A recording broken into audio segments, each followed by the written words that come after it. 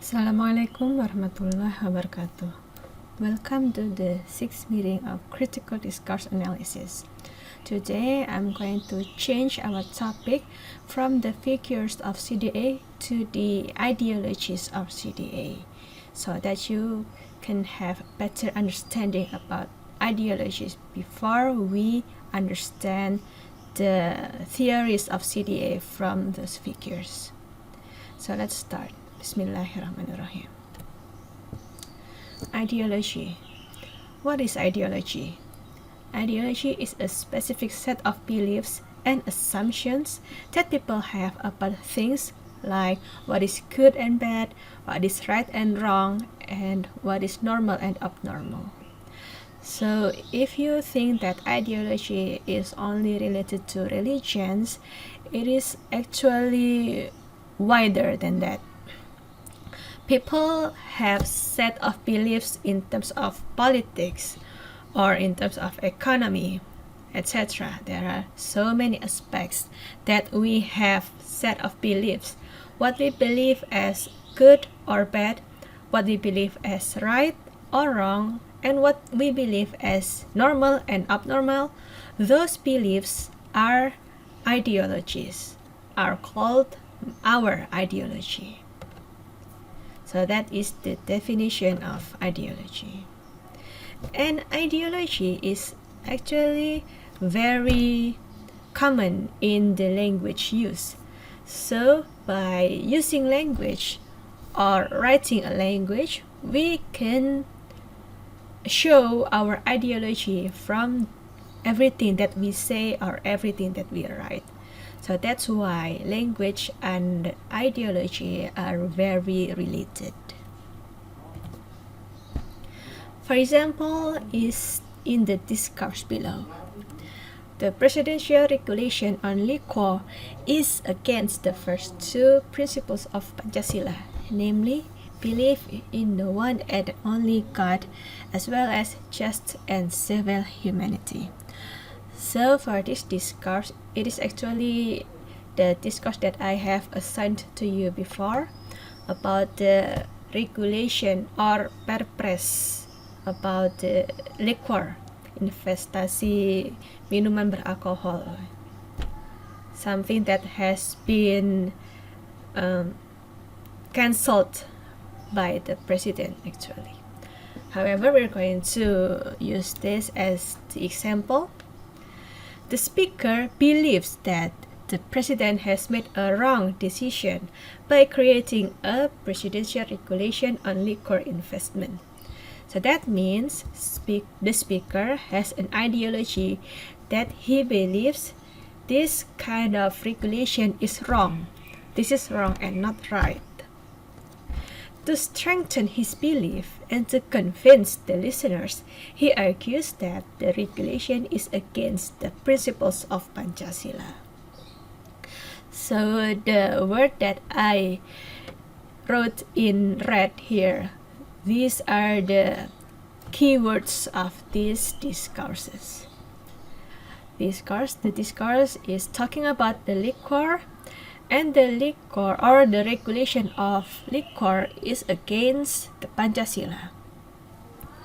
To strengthen the belief, to strengthen his ideology, the speaker wants to give arguments why this regulation is wrong.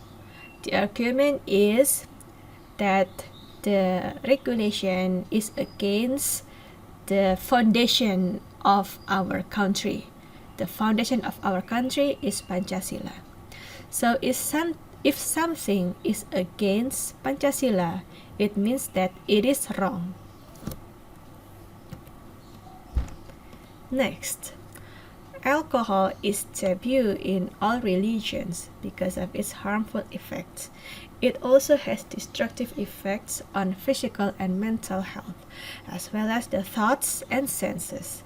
If alcohol was sold more openly, it will lead to increased criminality, unrest, and breakdown of law and order in society. So in this discourse, the speaker gives more arguments in order to influence the listeners that the regulation is wrong. The speaker here wants to prove that his ideology is right. Wants to prove that what he says are right. Consequently, the listeners would have the same beliefs as the speakers. So that is the goal of the ideology in a language here. The next of the discourse is remind you not to let state policies lose their way. Maybe the government made mistakes, and it is our obligation in the faction to remind this policy to be cancelled. We have the phrase, we remind you here. We remind you from the form of the phrase or the clause here is a declarative clause, declarative sentence. However, in pragmatics, we know that this sentence has a hidden message, which is to give warning to the listeners. It is not only to give information, but it also to give warning to the listeners. Why the speaker wants to give warning to the listener? Because he thinks that he has the rights and he has the status to give warning to the listeners. Jadi dia berhak untuk memberikan peringatan kepada listeners karena dia memiliki social status yang dianggap lebih tinggi dari mereka. That is the reason of why the speaker can give a warning to the listeners.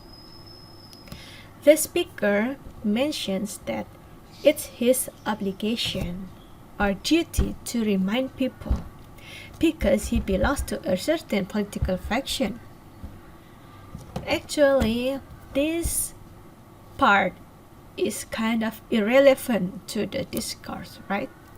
Sebenarnya bagian ini terdengar gak begitu nyambung dengan semua bagian dari discourse lainnya. Kenapa? Kok harus disebutkan gitu kalau saya berkewajiban untuk menyampaikan ini karena saya berasal dari faksi ini atau partai ini. Why? So it turns out that the speaker is a member of a political faction who opposes the faction of Indonesia's current government. Ini ketemu. Jadi dia adalah dari pihak oposisi dari pemerintah Indonesia sekarang. That is why this is actually the additional goal of the speaker. There is also another ideology that he wants to make people believe that his faction is the right side and the government of Indonesia is in the wrong side. This is the example of how ideology is displayed in a language. So, where is ideology located exactly in a discourse? According to Fairclough, language is a material form of ideology. A language is invested by ideology. People manifest or realize their ideologies by delivering them in their language use. The ideology is invested in the meaning or content of the language. So the content of the language is the location of the ideology. All aspects of meaning is important. The aspects are lexical meaning, presupposition, implicature, metaphors, coherence, etc. So all aspects in a language that has meaning is important to define what kind of ideology that the speaker has. Now, how text displays ideology?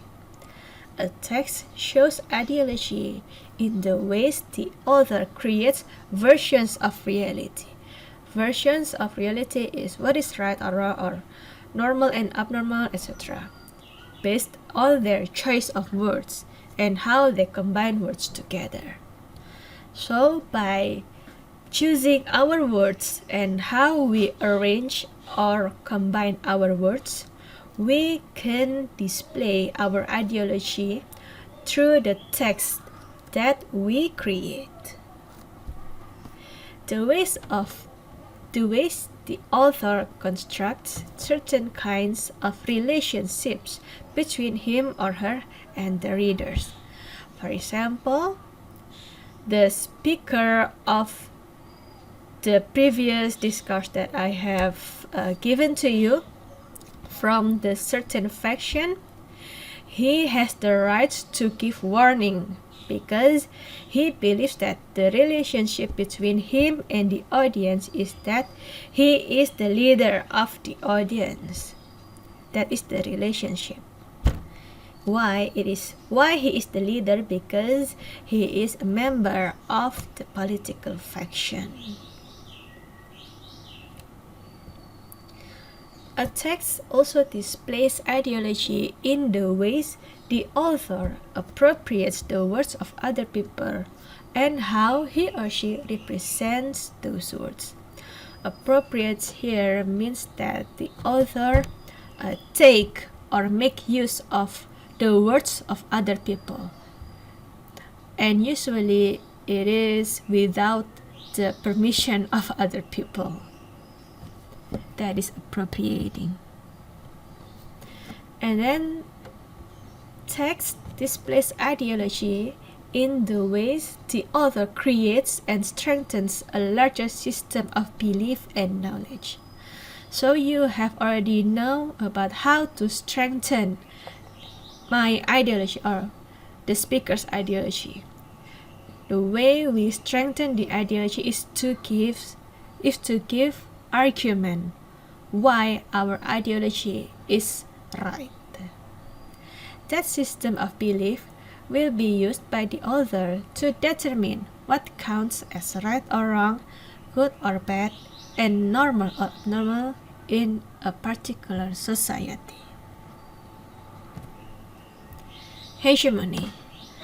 So, ideology has functions, and one of the functions is to show hegemony. What is hegemony? Hegemony is the position of being the strongest and most powerful, and therefore able to control others. So in our language, we produce a speech or we write a discourse, and in those discourse and speech we show that our position is more powerful or stronger than the audience. Why? Because by showing that we are more powerful than them, it means that we are able to control and influence the audience. The concept of hegemony originates in Vladimir Lenin, a Russian politician. However, Antonio Gramsci has elaborated the concept of hegemony in his analysis that created the theory of cultural hegemony. So, if you want to conduct an analysis that focuses on hegemony, you can use the theory from Antonio Gramsci. Gramsci uses language as an analytical tool to analyze hegemony. So, how to analyze the hegemony from someone? You have to analyze their language use. That's why language is the analytical tool to analyze hegemony. For Gramsci, ideology is tied to action, and ideologies are judged in terms of their social effects rather than their truth values. So, in ideology, we know that what we think is right or wrong, or normal or abnormal, etc. However, is that the truth? Actually, the thing that is more important is the social effect. we have to make something that we believe, or we have to make our ideology is believed to be true by the society. Whether it is really true or not, it is not really important, but the more important thing is how we make people believe that everything that we say or everything that we make as our ideology is the truth. Hegemony is leadership as well as domination across the economic, political, cultural, and ideological aspects of a society. Hegemony is also the power over society. Hegemony is about constructing alliances and integrating with other side of people rather than simply dominating subordinate classes. This is the third aspect is related to the society or social effects here. So that's all for today. Let's have our discussion in our Google Classroom. Thank you for attention. Wassalamualaikum warahmatullahi wabarakatuh.